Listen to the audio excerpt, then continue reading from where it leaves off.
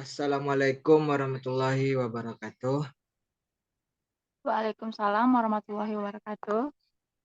Eh, Baiklah, di sini kami akan mempresentasikan hasil makalah kami, yaitu dengan judul Pandemi COVID-19, yaitu dengan saya sendiri Muhammad Al-Ahwani AM dengan NIM 19061066 dan Depi Zarindo 19023127.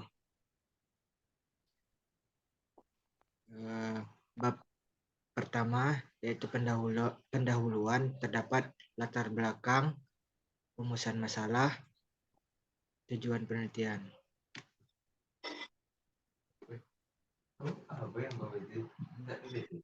Ya. Sejak diumumkannya kasus yang pertama, latar belakang. Sejak diumumkannya kasus konfirmasi pertama COVID pertama pada Maret 2020, dalam rentang waktu 1 bulan, seluruh provinsi telah melaporkan kasus konfirmasi penyebaran COVID-19.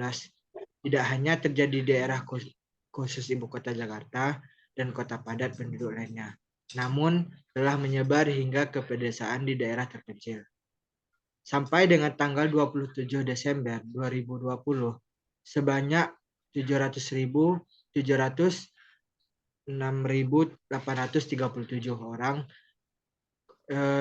terkonfirmasi COVID-19 telah dilaporkan di Indonesia dan tercatat sejumlah 20.994 orang meninggal.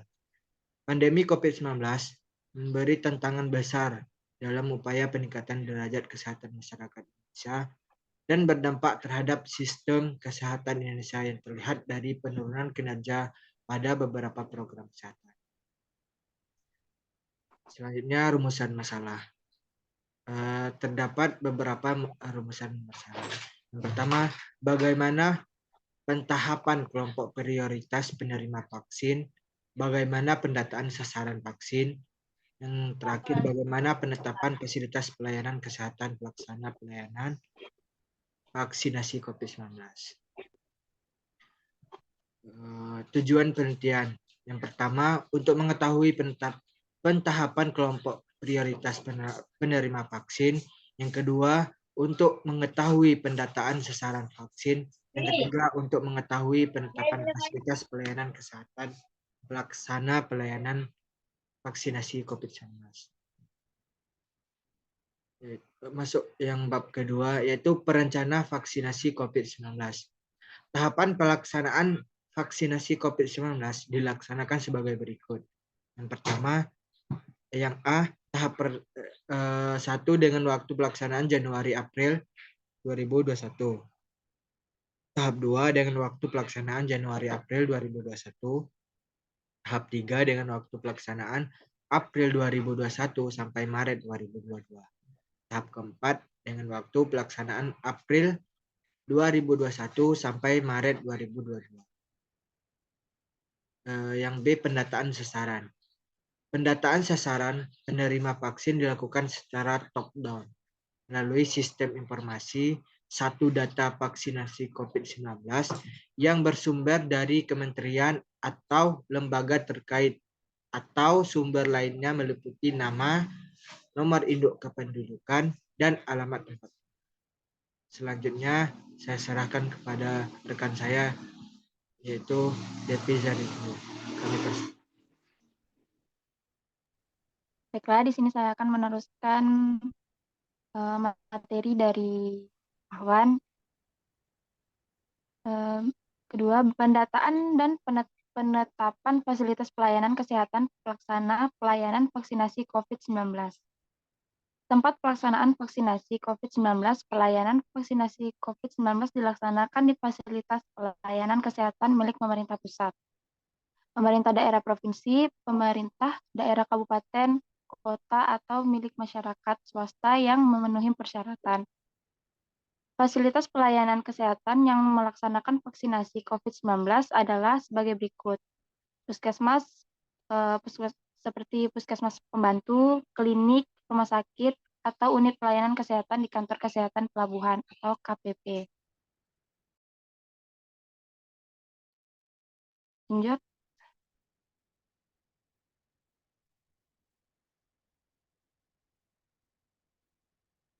Fasilitas pelayanan kesehatan. Fasilitas pelayanan kesehatan yang menjadi pelaksana pelayanan vaksinasi COVID-19 harus memenuhi persyaratan sebagai berikut, yaitu memiliki tenaga kesehatan pelaksana vaksinasi COVID-19, memiliki sarana rantai dingin sesuai dengan jenis vaksin COVID-19 yang digunakan atau sesuai dengan ketentuan peraturan perundang-undangan, dan memiliki izin operasional fasilitas pelayanan kesehatan atau penetapan oleh Menteri sesuai dengan ketentuan peraturan perundang-undang.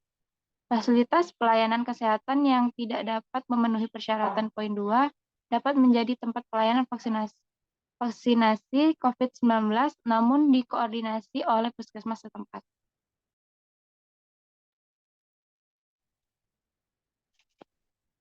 Berikutnya, pemetaan tenaga pelaksana. Tenaga pelaksana kegiatan pemberian vaksinasi COVID-19 untuk tiap sesi terdiri dari yaitu petugas pendaftaran atau verifikasi, petugas untuk melakukan screening, pemeriksaan fisik sederhana, dan pemberian edukasi.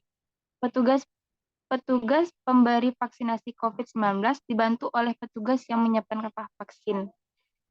Petugas untuk melakukan observasi pasca vaksinasi COVID-19 serta pemberian tanda selesai dan kartu vaksinasi COVID-19. Petugas untuk melakukan catatan hasil vaksinasi COVID-19, petugas untuk melakukan pengelola limbah medis, atau petugas untuk mengatur alur kelancaran pelayanan vaksinasi COVID-19.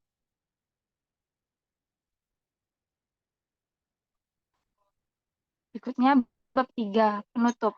Kesimpulan, bencana adalah peristiwa yang mengganggu tatanan masyarakat, yang menyebabkan kerugian ekonomi, sosial, maupun nyawa dan juga dapat mengganggu aktivitas sehari-hari yang dampak dalam kehidupan masyarakat. Berdasarkan Undang-Undang Nomor 24 Tahun 2007 tentang penanggulangan bencana, bencana terdiri dari bencana alam, bencana non-alam, dan bencana sosial.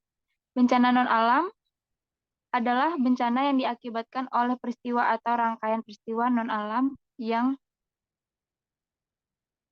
antara lain berupa gagal teknologi, gagal modernisasi, epidemi, dan wabah penyakit.